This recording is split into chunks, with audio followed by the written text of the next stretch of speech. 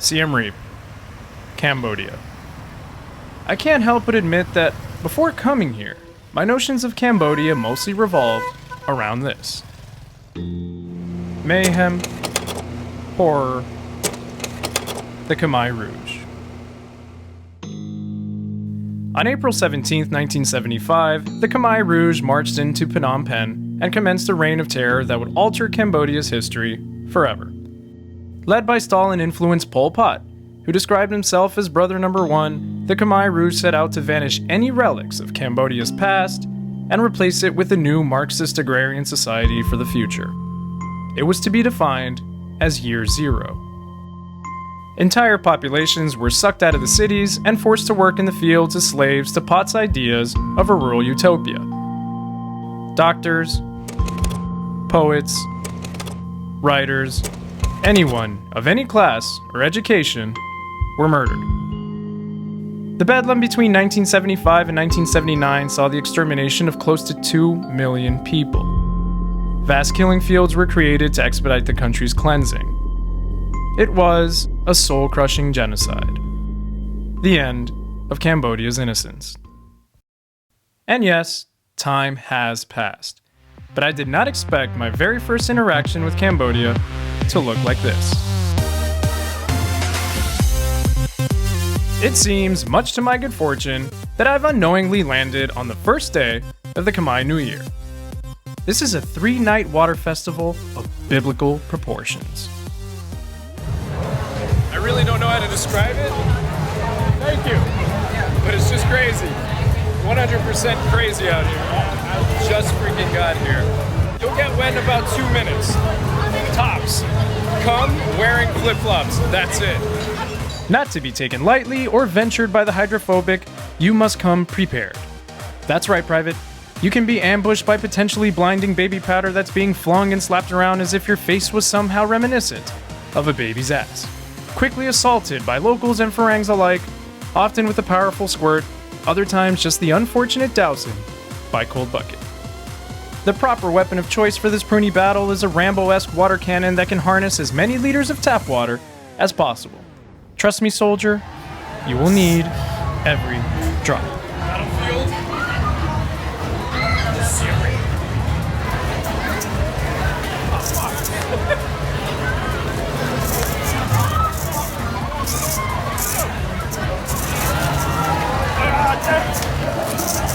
Good thing I should get a shower.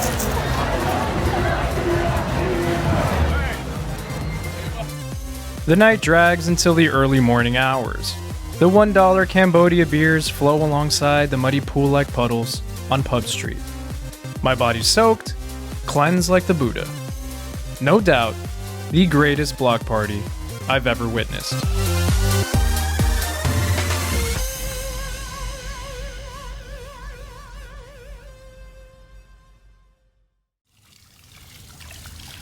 It turns out, I like nice things. And when you wake up feeling like you've been hit by a freight train while still inconceivably dripping wet, it's nice to stay at a delightful place. The Moon Residence and Spa caters to my morning shortcomings.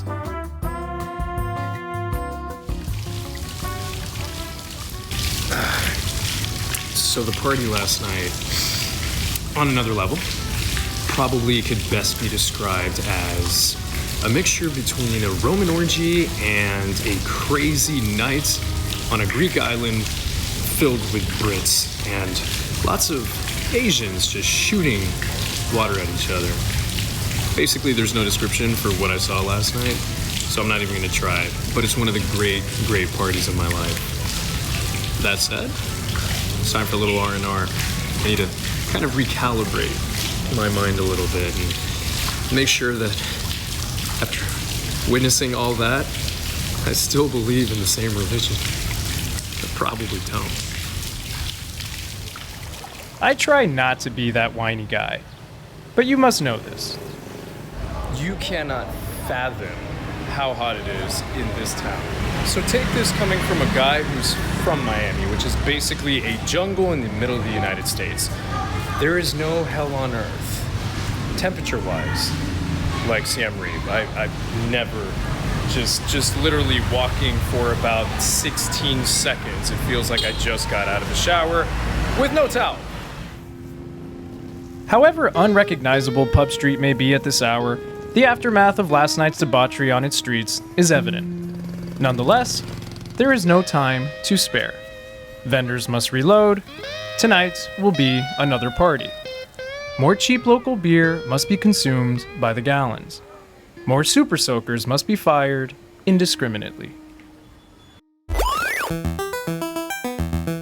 A surefire way to enter the soul of a city is by walking around its local market. And Siem Reap's old market pungently speaks to you in all the right ways. Need a cheap trinket for your mother-in-law? Check. A shirt that says Siem Reap but that's made in China? You're good. Unfortunately, it's not any cooler in here. Sweating more than a Brit in an Irish pub. I guess it's time for a touristy shirt. Okay, so this has to be the fastest shirt change in the history of the channel, but I got myself a Cambodia shirt. So elephanty. The market also has local produce for those kinds of people who like vegetables and stuff. More importantly, it offers an array of delicious tubular meats and carnivorous cuts, hovering flies included. It's a harmonious locale, an endearingly grimy establishment.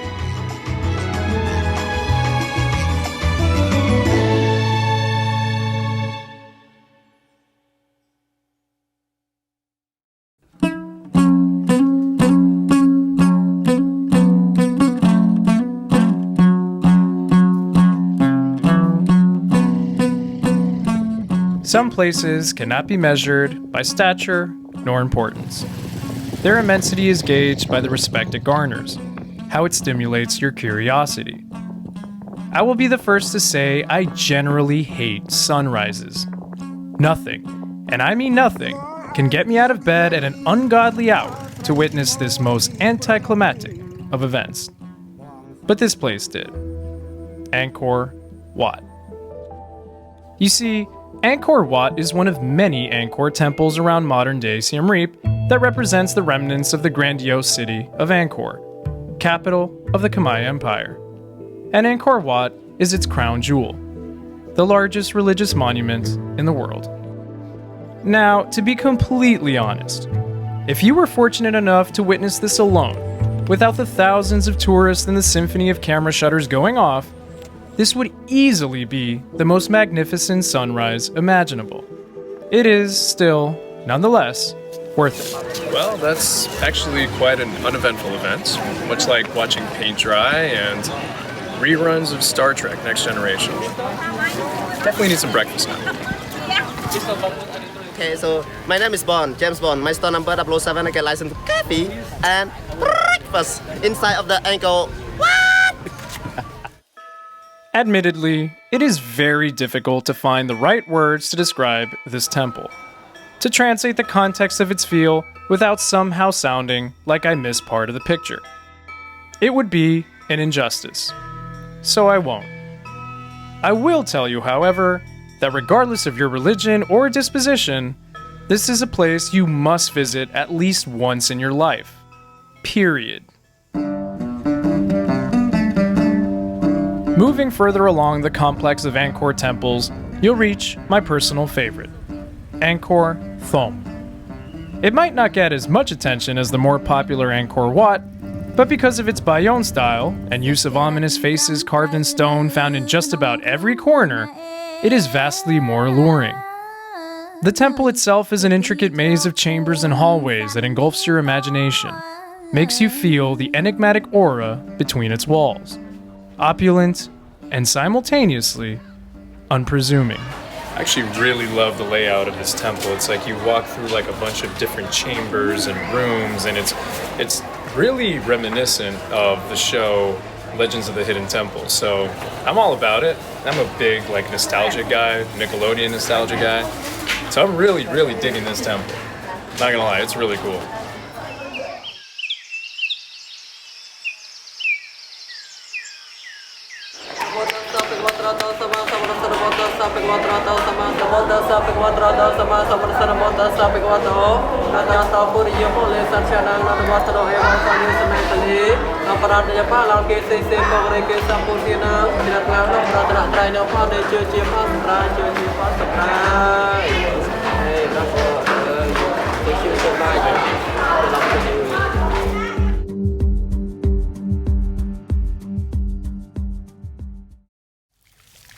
Before I leave Siem Reap, I must have a taste of a local classic, Khmer stuffed frog. I'm a believer in the notion that one is not truly a man until he's eaten a muppet. And you know what? Nobody really liked Kermit. Kermit was kind of a douchebag, always treating Miss Piggy like crap. Today's the revenge. This one's for you, Miss Piggy.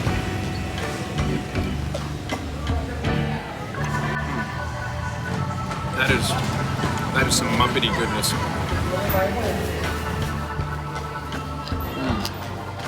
Yeah.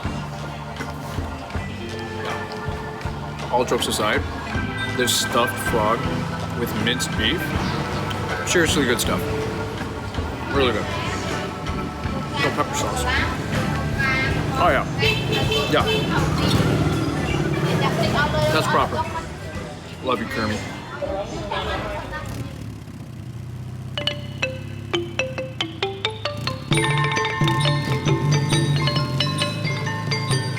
Where does the line blur between caution and peace of mind?